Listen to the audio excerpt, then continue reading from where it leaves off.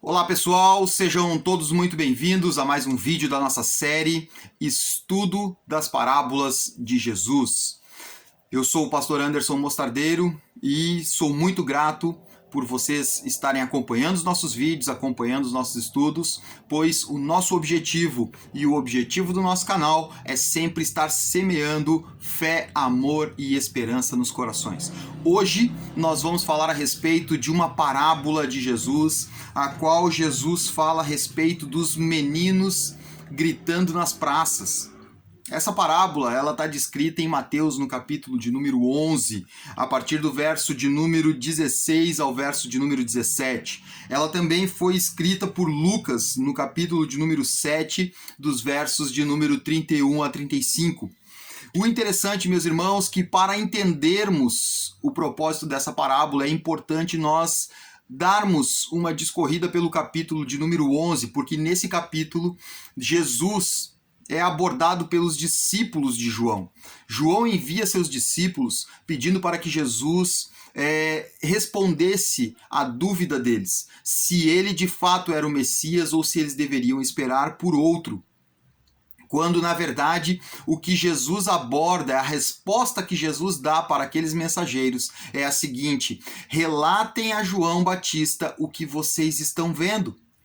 Né? Os coxos são curados, os enfermos são curados, os cegos veem, né? Os possessos de espíritos imundos são libertos. Então Jesus fala, relata, pede para que eles observem tudo o que estava sendo manifestado por meio da vida de Cristo. E fala, vão e deem essa notícia para João Batista.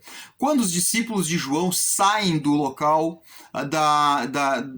da inquirição em relação a Jesus Cristo, Jesus começa, diante da multidão e diante dos religiosos que ali estavam, Jesus começa a dar testemunho. Olha que coisa interessante, Jesus começa a dar testemunho a respeito de João Batista. E ele começa a testificar que João Batista, que estava descrito na palavra, né, que os profetas haviam profetizado a respeito de João Batista, e ele começa a trazer esses testemunhos falando que estava escrito a respeito de João Batista, que ele era aquele que prepararia o caminho do Senhor. Que João Batista era, ou seja, Jesus estava dando testemunho para mostrar para os religiosos que sim, ele era o Messias e que tudo vinha se cumprindo a respeito dele. No entanto, meus irmãos, a resistência, a dificuldade dos religiosos aceitarem Jesus Cristo era tão grande, que eles resistiam, eles buscavam argumentos que justificassem, sim, a sua postura. Jesus fala que aquela geração religiosa queria tomar o reino dos céus à força.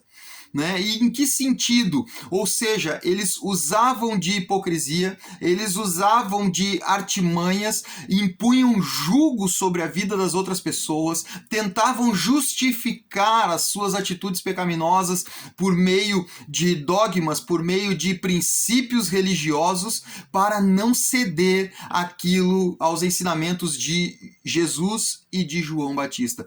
Tudo que eles traziam por ensinamento, aqueles homens resistiam a esses ensinamentos. Né? Então, Jesus ele pega e diz assim, a que compararei essa geração? Então, Cristo fica preocupado e busca um comparativo. Ele começa a observar tamanha hipocrisia daqueles religiosos. E ele fala assim, a que compararei essa geração? E aí ele começa a discorrer essa parábola no verso de número 16. Ele começa falando assim, a que posso comparar esta geração? São como crianças que ficam sentadas nas praças e gritam umas às outras. Nós lhes tocamos flautas, mas vocês não dançaram. Cantamos um lamento, mas vocês não se entristeceram.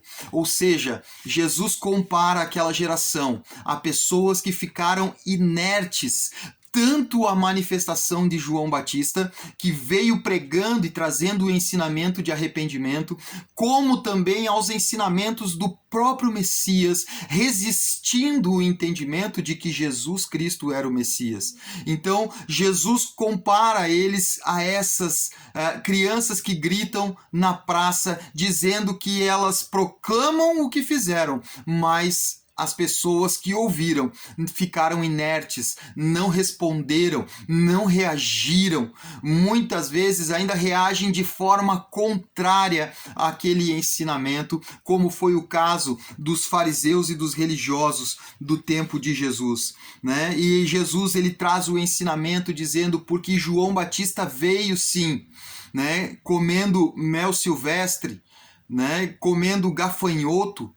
Então ele vem jejuando, né? E no entanto falaram mal a respeito deles, de João Batista, dizendo que ele tinha demônios, né? Então a hipocrisia era tanta, ou seja, João vinha trazendo mensagens que expunham, na verdade, a hipocrisia religiosa, expunham o pecado daqueles homens que se preocuparam muito mais com a sua aparência do que propriamente em dar ouvidos à exortação e à importância do arrependimento.